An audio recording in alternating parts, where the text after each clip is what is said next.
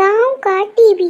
काशी नगर गांव में सभी लोग एक दिन उत्साहित होकर सरपंच के घर जा रहे थे। अरे ओ बलुआ, इतनी हड़बड़ी में कहाँ चले और यह सब कहाँ जा रहे हैं? अरे भाई, तूने सुना नहीं? हमारे गांव में सरपंच साहिब के यहाँ टीवी आया है। टीवी क्या विधायक है जो सभी लोग दौड़ के जा रहे हैं। अरे इस शहर वाले भी ना जाने क्या नाम रख लेते हैं। टीवी या कोई नाम हुआ? अरे पिताजी, टीवी कोई विधायक नहीं है। वो तो एक डब्बा है। डब्बा, उसमें मनोरंजन के लिए बहुत कुछ आता है। अरे ओ सुमन, तूने सुना क्या? सरपंच साहिब के यहाँ नया टीवी आया है। क्या टीवी? हाँ, हम सब तो जा रहे हैं। अरे रुको, मैं भी आती हूँ। सभी लोग टीवी को देखने के लिए सरपंच साहिब के यहाँ इकट्ठे होते हैं। सरपंच की माँ विमला सिलबट्टे पे मसाला पीस रही थी। इतने सारे लोगों को इकट्ठा देखकर बोली, अरे ओ निर्मला, सुमन और तुम सब गांव वाले यहाँ इकट्ठा क्यों हुए हो? अरे माँ जी, हमने सुना है कि आपके यहाँ नया टीवी आया है। बस उसे ही देखने के लिए हम सब आए हैं। अच्छा, तो सभी लोग काम धंधा छोड़कर तुम यहाँ टीवी पर मूवी देखने आए हो। तुम सब यहाँ बैठोगे तो घर के काम धंधे कौन करेगा? तुम्हारे बाप दादाओं ने माइकल से कोई काम कराने के लिए नौकरानी भेजी है जो यहाँ बैठकर सभी लोग टीवी देखने आए हो। अरे अम्मा जी, काहे को चिक कर रही हो? देखने दो सभी को बैठकर। वैसे भी इसी बहाने सभी गांव वाले इकट्ठा तो हुए। हाँ, बैठो, मुझे क्या है, मेरी यहाँ सुनता ही कौन है। अगले दिन सभी जल्दी काम कर लो, फिर सरपंच साहिब के यहाँ टीवी देखने चलेंगे।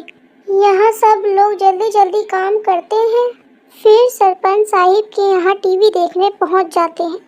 ई लो, फिर आ गए कामचोर लोग। कोई काम धंधा तो है नहीं और टीवी देखने का बहाना तो मिल गया। फिर सभी लोग टीवी देखने बैठ जाते हैं। सरपंच का आंगन पूरे लोगों से भर जाता है। फिर टीवी पर रामायण चलती है। सब लोग टीवी के सामने हाथ जोड़ते हैं और हार फूल भी चढ़ाते हैं। अरे ओ जामुनिया, तू भी जा, हाथ जोड़कर आशीर्वाद ले ले। भगवान तेरी भी जल्दी सुनेंगे, तेरी शादी भी जल्दी हो जाएगी। अरे बबलू, वो छोड़, भगवान के आगे हाथ जोड़, तुम्हें भी थोड़ी बुद्धि मिलेगी। बुद्धि देगा? अभी रुको, तुम्हारी बुद्धि निकालती हूँ। विमला फिर से चैनल चेंज कर देती है और अचानक से टीवी में शेर आ जाता है। सभी लोग डर के मारे इधर उधर भागने लगते हैं। भागो, शेर आया। अगर ये शेर टीवी से बाहर आ गया तो हम सबको खा जाएगा। अरे अम्मा, अब क्या करोगी? हम सब तो यहाँ से भाग जाएंगे, परंतु तुम क्या करोगी? और यह शेर सबसे पहले तुम्हें खाएगा। चुप बुड़बक कहीं की, कह कर बोली, रुको, बैठो सब, यह टीवी से बाहर नहीं आ सकता है। ये तो सब इसके अंदर रहेगा। फिर सब शांत होकर बैठ जाते हैं। अरे विमला दीदी, ये तुम टीवी में क्या कर रही हो? सभी लोग जोर से हंसने लगते हैं। चुप कर कलमुहे। कुछ दिन तक सभी लोग हंसी मजाक करते हुए रोज टीवी देखने के लिए आया करते। सभी लोग रोज रामायण देखने के लिए आया करते।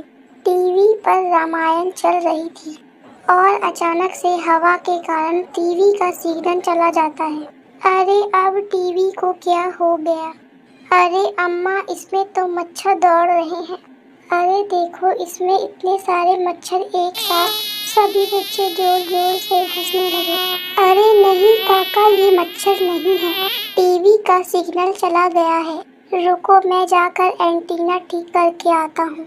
आप सब बताना कि सिग्नल आया कि नहीं। बबलू सिग्नल ठीक करने के लिए छत पर चढ़ता है। अरे काका, आया कि नहीं? अब आ गया। अरे ये तो फिर से चला गया।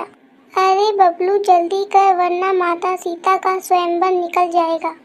अब आया कि नहीं? आ गया आ गया। सभी लोग रामायण को देखने लगे। एक दिन विमला घर का दरवाजा बंद कर देती है और घर के बाहर लाठी लेकर खड़ी हो जाती है। अरे अम्मा दरवाजा काहे बंद कर लिया? खोलो, हमें टीवी देखना है। कोई टीवी नहीं देखेगा। जाओ सब यहाँ से, जाकर अपने अपने घर का काम करो।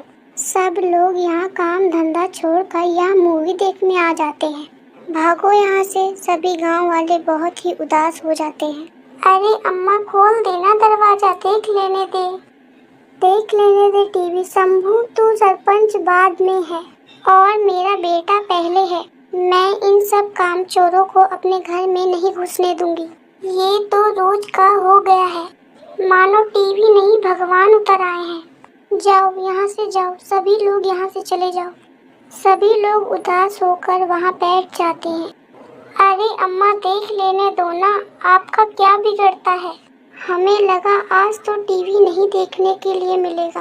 फिर बबलू को एक तरकीब सूझी। उसने सभी दोस्तों के कान में कुछ कहा। विमला जिस कुर्सी पर बैठे थे उस कुर्सी को उठा लेते हैं। अरे दीदी अब नहीं खोलोगी दरवाजा वरना नीचे फेंक देंगे। अरे नीचे उतारो, नास पीटो, मुझे छोड़ो।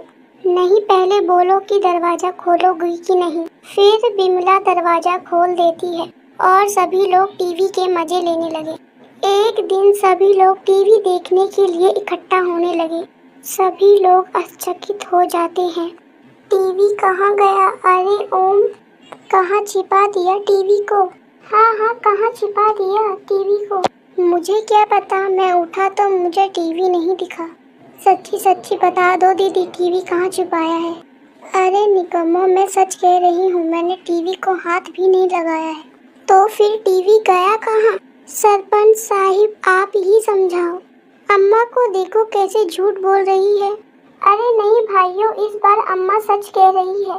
हम सब जब सोकर उठे तभी से टीवी नहीं था। इसका मतलब टीवी चोरी हो गई। टीवी चोरी हो गई। अगर चोरी ही करनी थी तो अम्मा का सोना चांदी चोरी कर लेता। हमारा टीवी काहे चोरी किया? टीवी चोरी हो गया। जिस किसी ने भी टीवी की चोरी की है, मुझे बस एक बार मिल जाए, उसे छोड़ूंगी नहीं। टीवी की चोरी होने के बाद पूरे गांव में मानो मातम छा गया हो। पूरे गांव में सन्नाटा छा जाता है और टीवी की चोरी होने की वजह से सब लोग बहुत ही परेशान थे। अरे सुमन, ऐसा लगता है मानो टीवी नहीं कोई इंसान चोरी हो गया हो। हंसते खेलते गांव को ना जाने किसकी नजर लग गई। अरे हाँ बहन, अब तो कुछ अच्छा नहीं लगता और काम करने का भी जी नहीं करता। पता नहीं हमारा टीवी किसने चोरी किया। अरे मुझे तो अम्मा पे शक है, बुढ़िया ने कहीं छिपा दिया होगा। टीवी के लिए उस दिन कैसे दरवाजे में ताला लगा दी थी। बुढ़िया कहीं की अब तो बहुत खुश होगी। दूसरी तरफ टीवी चोरी होने की वजह से विमला बीमार हो गई। सरपंच साहब विमला काकी के लिए डॉक्टर को बुला लेके आते। अरे डॉक्टर साहब, मेरी माँ को क्या हुआ? कुछ दिनों से बहुत सी उदास सी रहती है और ठीक से कुछ खाती पीती भी नहीं है। सरपंच जी, इसे किस बात की टेंशन है? ऐसी तो कोई बात नहीं है डॉक्टर साहब, बस हमारा टीवी चोरी हो गया है, तब से अम्मा थोड़ी उदास है। आप फिक्र मत कीजिए, मैंने दवाई लिख दी है। अरे बेटा, गांव वालों को बुला कर लेके आ, सब लोग रहते हैं तो अच्छा लगता है। उस टीवी की वजह से ही तो आते थे, ना जाने गांव की रौनक खो गई है। सरपंच साहिब, अरे ओ गांव वालों, सुनो सुनो, एक खुशखबरी है। सरपंच और गांव वाले इकट्ठा हो जाते हैं। अरे बबलू, तू बहुत खुश लग रहा है और ऐसी क्या खुशखबरी लेकर आया है? अरे हमारा टीवी मिल गया। क्या टीवी मिल गया? कहाँ मिला? मैं किसी काम से गांव के पास वाले गांव में गया था तो उन लोगों ने हमारा टीवी चुरा लिया था और अपने गांव के चौपाल पे लगा दिया था। उनकी इतनी हिम्मत कि हमारे गांव की टीवी चुरा ली। अरे रुको, यह भी तो हो सकता है कि उनका यह खुद का टीवी हो। नहीं सरपंच साहब, मैंने इस बात की जानकारी प्राप्त की है। हमारा ही टीवी है।